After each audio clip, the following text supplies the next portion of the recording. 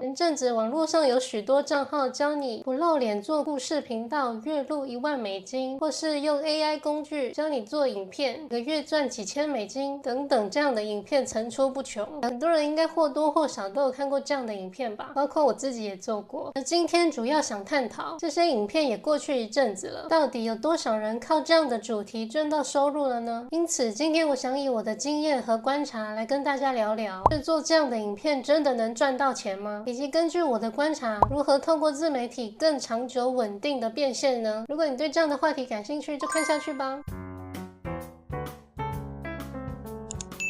首先我们先来回顾一下那些教人不露脸靠动画故事赚钱的频道大致上都怎么操作的。首先他会告诉你在 Social Blade 上面这些人似乎赚了多少美金，接着告诉你使用 ChatGPT 等等 AI 工具生成类似文案，或者直接上 YouTube 截取短录稿就可以生成类似的文案。再来就是介绍一些能够文字转视频的 AI 工具，它经过一些简单的后置、复制、贴上，把文稿贴上去，使用 AI 数字人配音就可以发片赚钱了。以上就是我观察这类影片的基本操作逻辑。但你是否真的想过，真的有人在这几年内靠这样的方式赚钱吗？或者我们先不讨论这类频道有没有赚钱，你有没有发现讲这类影片的人似乎自己都没在做这种故事类频道？既然这么好做，为什么不自己做呢？原因似乎不难理解，因为这样的频道有2个缺点。第一，赚的太少了。这样的故事频道如果没有其他的赚钱方式，单纯依靠广告收入的话，是很难赚到可观的收入的。大家应该也知道 YouTube 给的广告分润很少，之前算过，以比较乐观的方式计算的话，大约10万观看量也顶多赚$150左右。如果你觉得这样的金额还算满意的话，当然也可以只用这种商业模式做。不过许多人可能会想，既然都花了那么多时间在剪辑、导素材、下指令、剪啊贴的，恐怕不想只赚这么一点点薪水，第二很难持久的赚下去。就如同前面所说的，这样人人都可以不经思考的剪啊贴，弄出一个故事频道，那是不是大部分的人做出来的东西都差不多呢？张三做的跟李四做的顶多就是素材以及 AI 人声配音不同，但以相同操作手法做出来的频道很难有坚固的护城河。以投资企业的角度来看，拥有越坚固的护城河，代表越难被竞争对手取代，也越能经营的长久。所以当一个你会的东西连国中生、国小生都可以做的时候，那想靠这类频道经营副业，创造长久的收入恐怕不容易。那看到这里你可能会想，难道不露脸做频道完全没机会赚钱了吗？别急，我并不是说这类的频道不可能赚钱，只是说如果你的影片全部都用 AI 生成，赚的收入可能会让人失望。其实我们可以观察看看，有流量持续赚钱的不露脸频道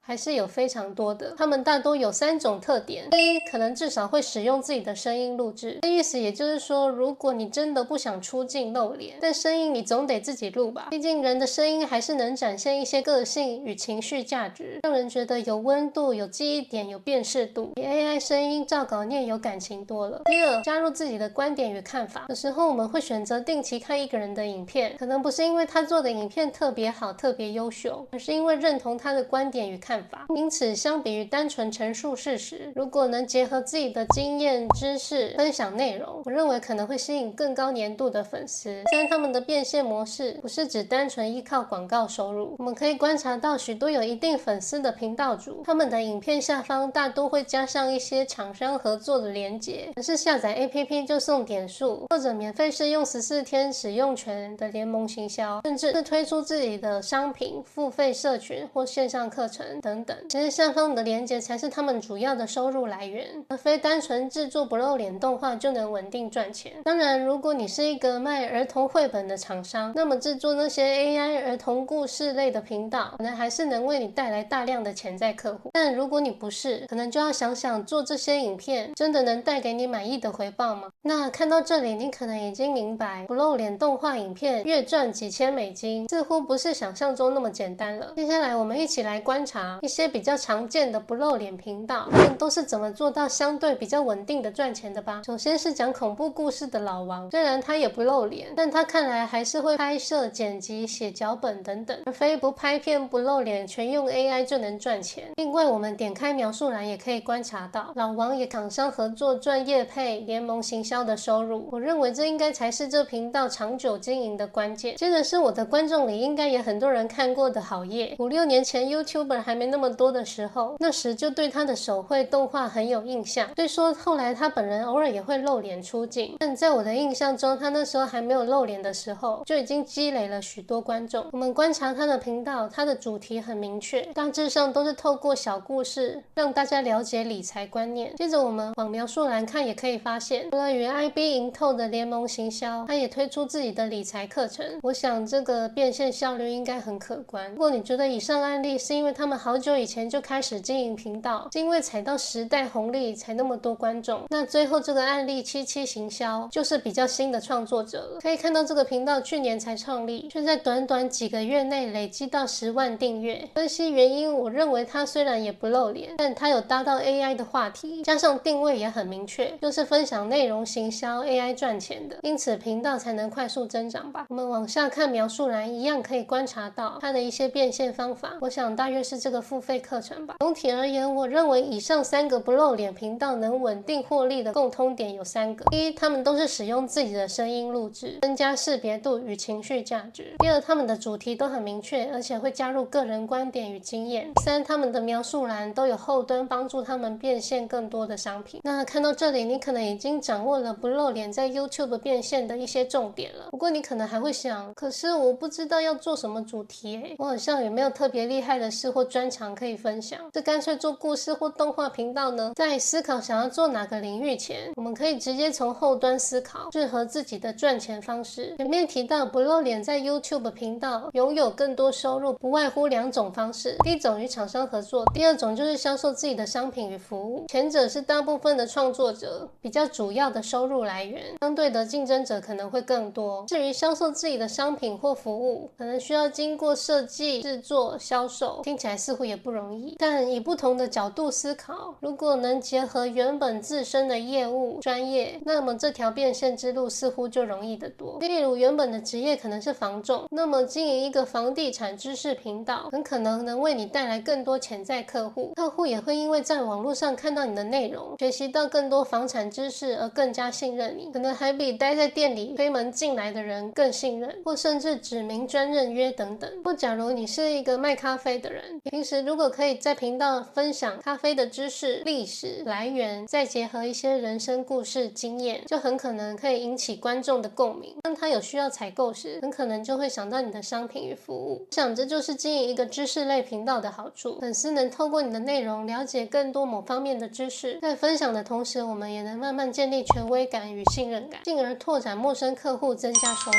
总结本期影片带你分析了个不露脸经营 YouTube 能变现的3种方式，帮助你在经营频道前更了解变现的底层逻辑。其实现在网络上有一大堆课程在分享如何经营自媒体变现，如何涨粉，如何透过 IG、抖音等等爆单的赚钱玩法跟教程，多的眼花缭乱。但我觉得一切都还是回归一个本质，是谁，你擅长什么，你想做什么生意。我认为这是最基础也是最难的部分，因为我也是这样从大学毕业一路探索过来的，甚至到现在我也时不时会扪心自问自己这些问题。但后来我发现一直想也不会有结果，只会让自己更内耗，更没有勇气追求自己想要的目标，到最后甚至会反向安慰自己，现在的生活虽然累，但也不差吧，至少能养活自己，每年存一些钱，偶尔可以出去吃吃大餐等等。但不知道为何在心灵疲惫的时候，还是会羡慕那些自由工作者，可以自由安排工作时间，不用早起晚归，开车或挤捷运上下班，不用应付讨人厌的同事等等，这些都是我以前经历过的心路历程，所以我特别了解那种无力感。当然我也不是鼓励大家马上就辞职，只是如果有一件事你已经想了好几个月甚至几年，但依然还没有执行，这种感觉好像就会时不时暗示自己是不是没有能力与勇气追求自己想要的生活，这种感觉特别令人难受。所以后来我用了几年存钱，累积了一些被动收入后，终于尝试了我想做的副业，虽然现在也还不算成功，但至少我不再犹豫，不再内耗了。好啦，以上就是本期内容，希望有让你得到一些反思。想了解更多自媒体经营的内容，可以在下方描述栏预约我的对谈，我会以我的知识尽量协助你。另外我还写了一本6大被动收入报告，里面记录了24种常见的被动收入变现逻辑，也可以在那里领取。最后感谢你的耐心观看，如果觉得本期影片对你有帮助，欢迎按赞订阅。有其他想说的话也欢迎留言跟我分享，下次见，拜拜。